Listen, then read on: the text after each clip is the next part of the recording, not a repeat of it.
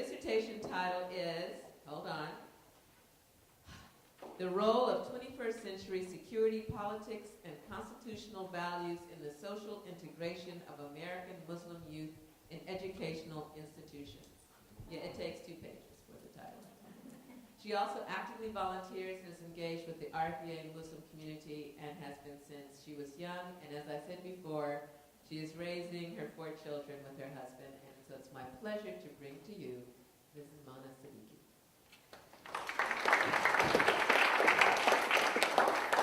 Thank you for your kind introduction. So my discussion today centers on the notion of terror and hate as it relates to the experiences of Muslims in America today. The frenzy of fear towards Muslims and all things Islam seem to have really peaked again, and Licia went into the details about the spikes, and we're definitely feeling that spike now. I just read a new study just yesterday that came out from the University of Minnesota that found that Muslims are the most disliked group in the US. The study found that their disapproval has almost doubled from 26% 10 years ago to 45.5% in 2006. Gallup did a similar study last year and came up with very, very similar results. And 2016 has also been one of the worst years on record for attacks on mosques and hate crimes towards Muslims and those who appear to be Muslim. So the question is, what's going on? What's the psychology behind that hate? And so as we delve into this issue, I want to first talk a little bit about the demographics of Muslims all over the country. What are some of the empirical trends of who we are? Then I would like to get into how our political climate and our sort of all the hostility, anti-Muslim rhetoric is kind of impacting or affecting Muslims living in America. And then finally, I want to ponder with everybody on what our role is as individuals and collectively what our role is in changing this rhetoric of hate that has been festering for so many years. So first off, let's go into the background. Who are American Muslims? Well, in 2016, Muslims represent almost 1% of the US population, an estimated 3.3 million people. And the majority of these, 67%, are immigrants from the continents of South Asia, Middle East, and North Africa, but primarily South Asia and Middle East. And the remainder, the rest of the 30-some%, are primarily second, third, and multi-generational Americans whose parents or grandparents immigrated from the same regions that I mentioned, followed by a smaller percentage of African American or Black Muslims. Then white Muslims are those who identify with a European heritage, and finally a very small number of Latinos or Hispanic Muslims. And of course, over generations, these categories are starting to become more and more intermingled. And the first large wave of Muslims arrived in the US through the immigration process in the 1960s and the 70s during the civil rights or after the civil rights movement, when Congress finally abolished laws that had been in place for a century that imposed racial restriction on immigrant visas and citizenship eligibility for immigrants from Asia and from the Middle East. And that was abolished in the mid-50s, 1952, and around that time. And since then, the 70s is when the first wave of immigration started with Muslims coming from South Asia and the Middle East.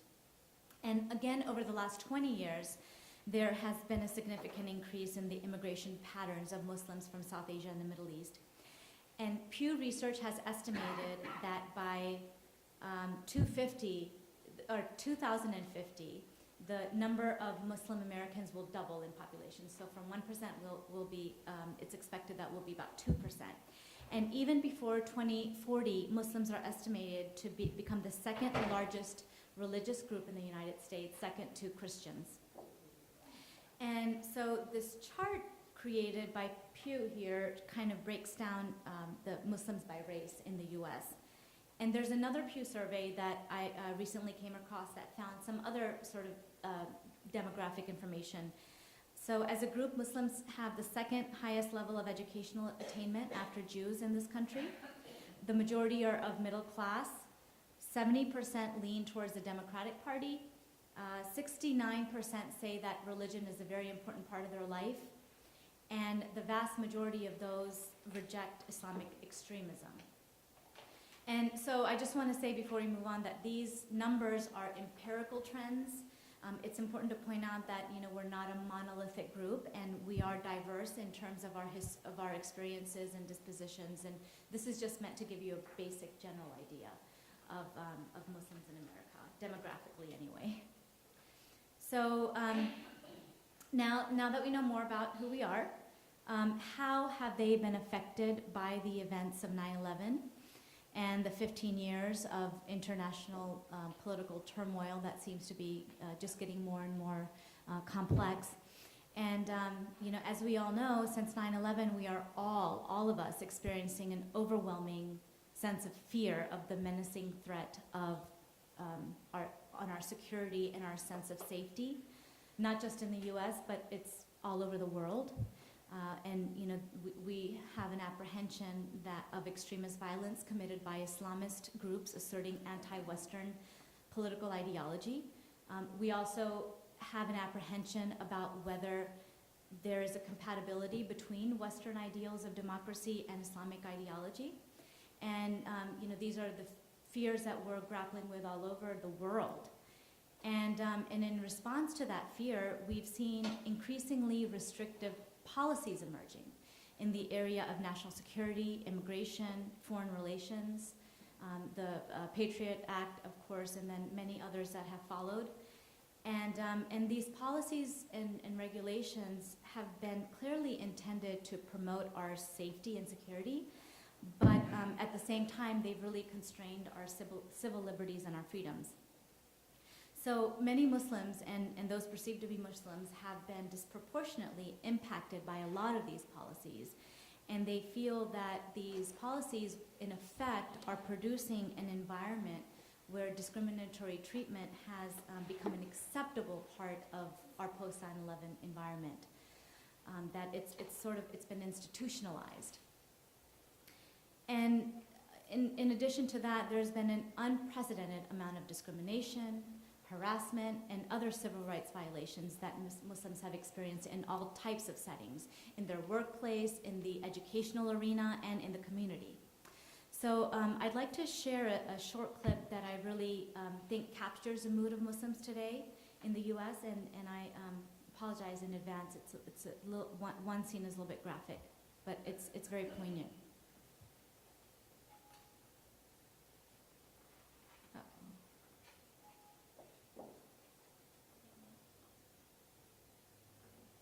Is there any IT person?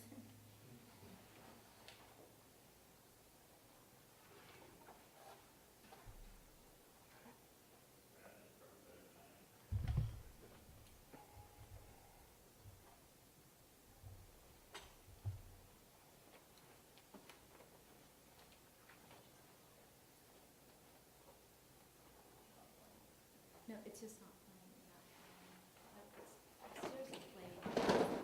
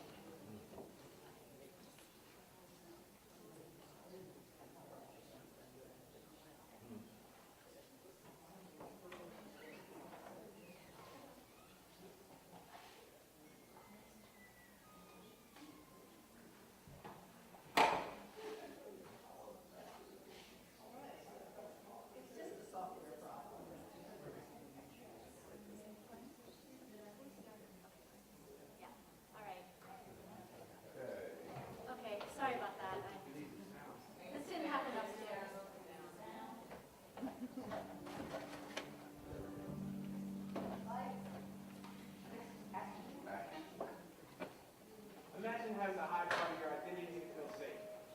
Hate crimes against Muslims have increased since the recent Paris attacks. So a lot of people are afraid to wear traditional clothing associated with Islam or share their beliefs in public. The man behind her punches her so hard, by the time she hits the pavement, she is already unconscious. He punches me as much as he can, left hand. But he doesn't hear. He punches me. Aisha Raji is an advertising professional here in New York City. And even though she was born and raised right here in America, this pressure has made her feel like an outsider. We weren't allowed to wear traditional outfits to Jamaat. We weren't allowed to wear that. Is that because of 9/11? Yeah, because of 9/11, because people were so afraid of Muslims. You were advised Yeah. not to wear your traditional clothes. Mm-hmm. And how did that make you feel? It was weird because I grew up my whole life getting ready and looking nice and feeling clean and pure to walk into Jamaat. Next thing you know, I had to wear jeans. It changed the way I looked at things. I do Indian classical dancing, Bharatanatyam, which is based on Hindu mythology. So I think the hardest one for me was when I wasn't allowed to wear it to dance class. That was especially weird to me because everyone around me wasn't Muslim. They were all Hindu. So I understood deep inside what Muslims were going to, but I didn't understand why everyone else around us was suffering as well. So we just have to be careful. And it's to stay safe, which is sad because I never thought I would have to stay safe in America. My parents moved here from Africa and from India to stay safe, to build a better life. I don't want it to be taken out of me, and I don't want it changing what I believe and what I have known my whole life. Today, Aisha refuses to let the stigma against Muslims affect who she is. But a lot of people are still feeling the pressure.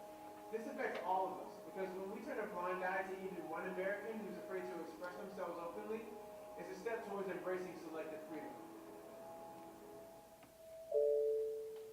Anytime there's the us versus them, and the them is bad, and we What was that website again? Or the Mashable news.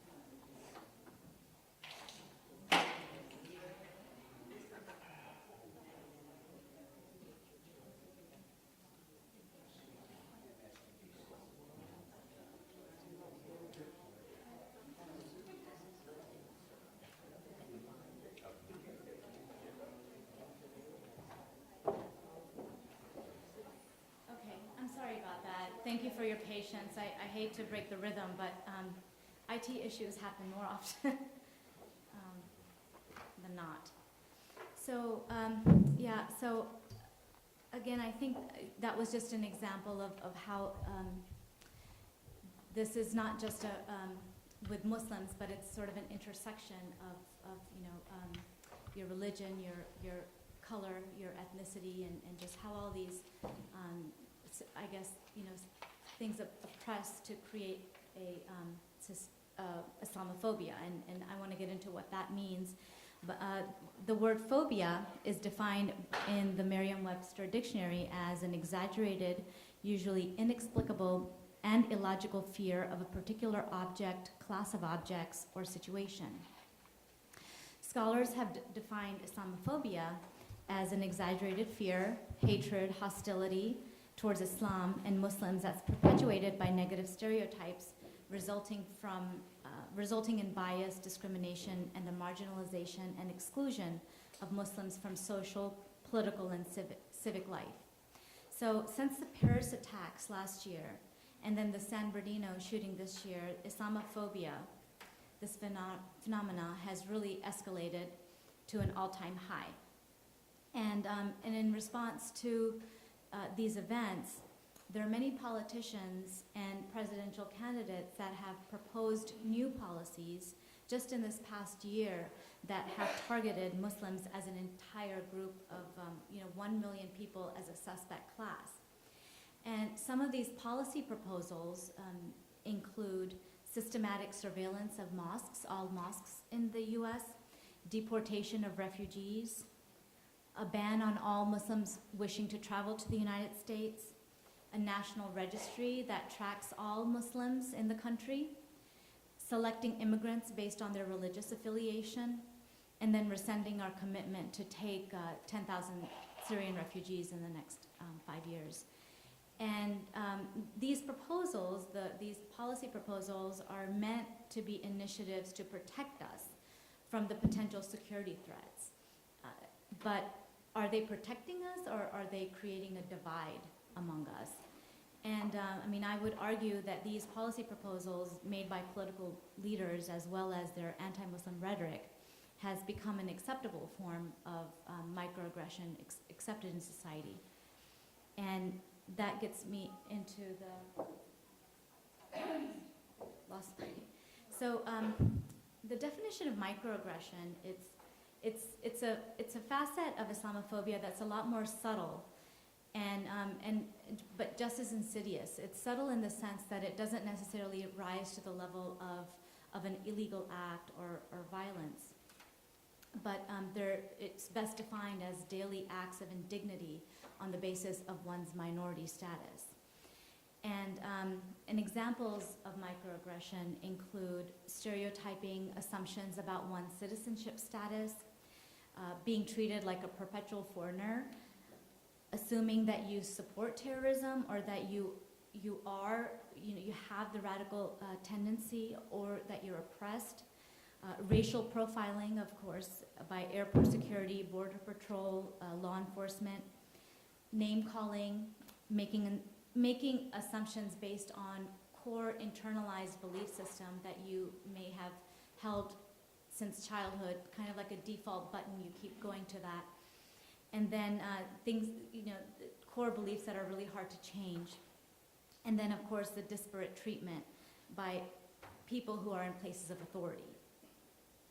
So recent empirical studies have found that these sort of actions, these microaggressions that don't rise to the level of illegal acts, have had a measurable detrimental impact on the psychological well-being of Muslims. And some of these impacts that were studied are depression, disenfranchisement, or alienation from the larger community, mistrust, anger, and fear towards law enforcement agencies and other types of figures in authority or administrative authority.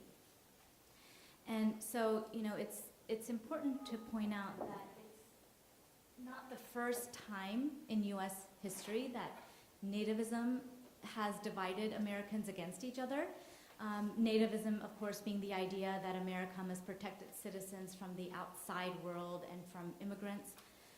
for example, and this is something I recently learned while I was preparing this, is that Jews were actually accused of causing the 1920s Wall Street crash.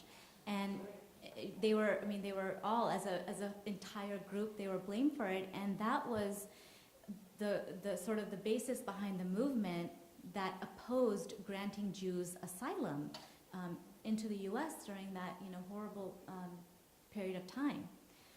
And again, in the 1950s, more than 100,000 Japanese were held in internment camps after the bombing of Pearl Harbor. And during these times of political tension, we as a nation have tended to support, as a whole nation, because to support these national security policies, these restrictive policies that curtail our civil liberties and our constitutional principles that our country was founded on. And so the next question is, what can we do? What can we do individually, and what can we do collectively? And I think that can be the questions that start a basis for discussion for the rest of our time here. But I put together some things on the slide for us to kind of just think about. I really liked Colonel Wilkinson's point this morning about mass participation, that we really need to proactively work together to build an understanding among our differences and find what our shared values are. First and foremost, the idea of freedom. We all came to this country as immigrants in some generation or another for freedom. And also, it's really, really important for us to stand up for each other, not on the sidelines when you see something happening, but to be proactive against hate mongering in any shape, size, or form. Stand out, and also, as Colonel Wilkinson said, question the system. And that comes to collectively, that's something, sometimes a system, it's the institution, we can as individuals impact change, but collectively we do have the ability to advocate for policies that effectively address these experiences of discrimination, and that our constitutional values, civil rights, justice, and equality are meant to protect. And finally, another piece of it is to include Muslim voices into the political discussion, into the political discourse, and within the institutional culture. And in that way, if we're part of the discussion on the mutual goal of battling radicalism and its potential for extremist violence, perhaps we can build a more peaceful society. So with that, I'll conclude, and I wanted to, should I do it now? Okay, all right. So thank you very much for your time. I'll be back. We'd like to open now for questions.